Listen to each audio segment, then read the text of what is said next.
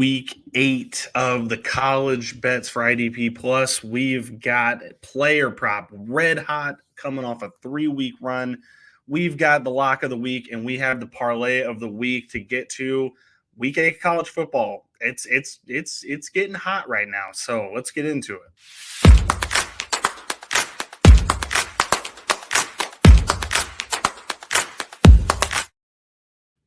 All right, welcome into the IDP Plus channel, the bets portion. We are going to get right into the lock of the week. We won last week, so let's keep that streak going. The lock of the week this week is Miami versus Louisville over 61 total points. That is minus 112 on DraftKings right now. These teams are both red-hot offenses. The defenses are kind of lacking, so I expect this to be a, hit back forth kind of deal. Miami's on the road. They are kind of projected usually to score 30 points a game. I expect Louisville to keep up with that. I think this game is going to be well into the close to 70 range. I think a 35-30, 35-32, 42-35, something like that is probably what we're looking at here. And I think this total might be off by 7 points or so. So for the lock of the week this week, we're not going to go with the team. We're going to go with the points. And that is over 61 in the Miami versus Louisville game on Saturday. It's an 11 a.m. kick. So get this bet in early. Early and often. We are going to make some money. The lock of the week's going pretty well so far. So we're going to keep this one going and lock in Miami, Louisville over 61. On to the player prop. We are on a 3-week run of player props. So let's make that a month straight. We have Tet McMillan, wide receiver for Arizona, anytime touchdown scorer against Colorado. Colorado, their defense is a little not great. So I expect Tet McMillan, who's been having kind of a down season compared to what he was able to do last year. I mean, compared to what he was able to do in week 1. He had 300 yards in that first game for Arizona the beginning of the season.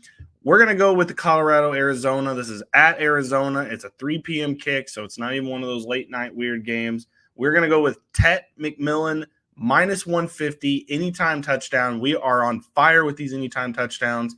And I just see this one being a complete and utter lock.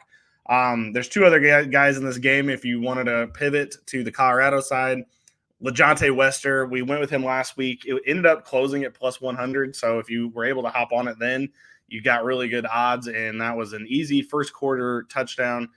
I think we're going to have something similar here. So LeJontay Wester or Tet McMillan, I would say. But for my personal, I hate going with the same guy 2 weeks in a row. I want to switch it up a little bit. So I think Tet McMillan is a lock to get in that end zone. But if you want to go with LeJontay Wester again, I will not be knocking you. He is an easy lock. He scored a touchdown every game since week 1. Continue that last week with 2 touchdowns, by the way. On to the parlay of the week. These are not going great, but we're going to turn it around this week. We have BYU minus 9.5 as the first leg. That's minus 112. BYU has covered every game this season so far. They're 6-0 against the spread. I expect them to go 7-0 against Oklahoma State. BYU minus 9.5. That is leg number 1. Second leg, LSU Moneyline versus Arkansas. That is minus 130. LSU coming off an emotional win against Ole Miss in overtime last week. I think they go into Arkansas this week. They continue what they're doing. I think they finally figured it out. And Texas LSU Moneyline will be the leg number 2, minus 130. Our third leg, I kind of just gave it away there, is Texas Moneyline over Georgia. This is in Darrell Royal Stadium in Texas. They're coming off of a big blowout win against Oklahoma. I just don't think Georgia's going to have enough to compete with Texas in this game. I don't think any team currently that's on Texas's schedule is going to be able to beat Texas straight up right now. And I think they keep the ball rolling against Georgia. Georgia does come in trying to revenge all those losses. They can't afford really to lose another game or else they're going to be, their faith is going to be out of their hands. I understand all of that. However, Texas has figured it out. They got Quinn Ewers back. I still don't think he is a great quarterback, but I think he's good enough to get this job done, and their defense is flying around all over the place. I think Carson Beck is going to be in for a long day. So I think Texas Moneyline, that if you wrap all those three together, that is plus 409 on DraftKings right now. I'll read that one more time. BYU minus 9.5, LSU Moneyline, and Texas Moneyline. Again, wrap that all together. That is plus 409 on DraftKings right now. We haven't really won a parlay in a minute. I understand if you're frustrated out there, you've probably been betting on these. We've hit 2 this season. We have lost, I think, 6.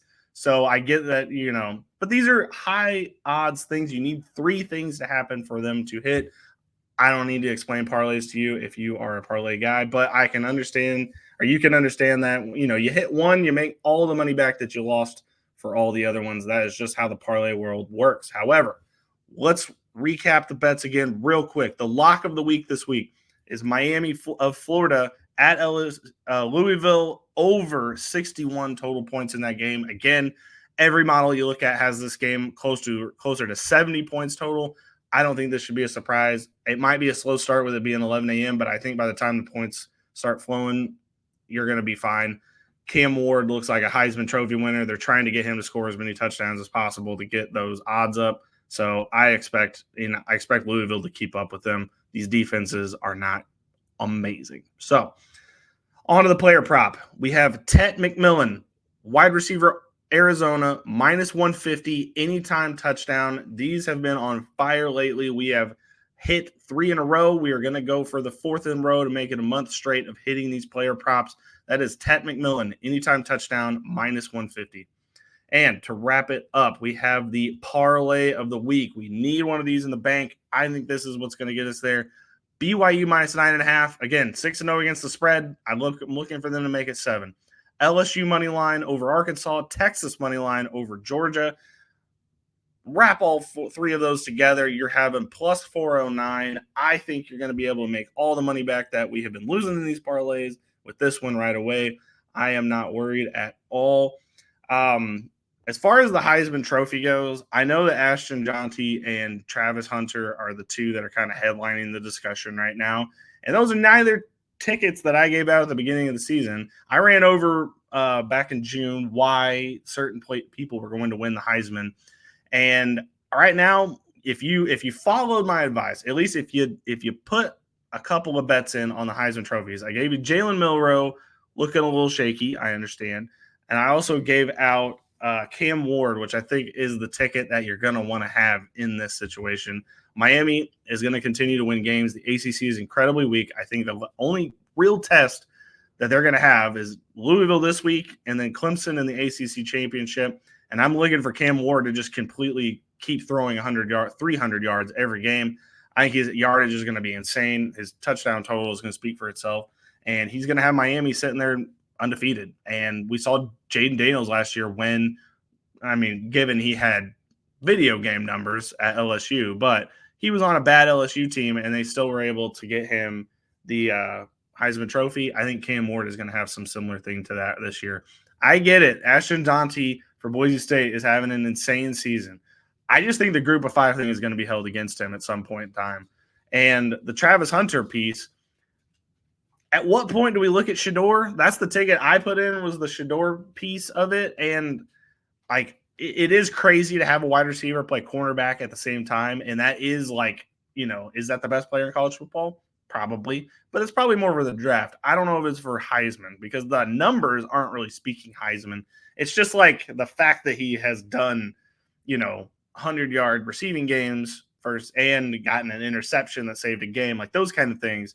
But this Colorado team's built around Shedeur, and I think if anybody's going to get anything from that, it's still a quarterback award in my opinion.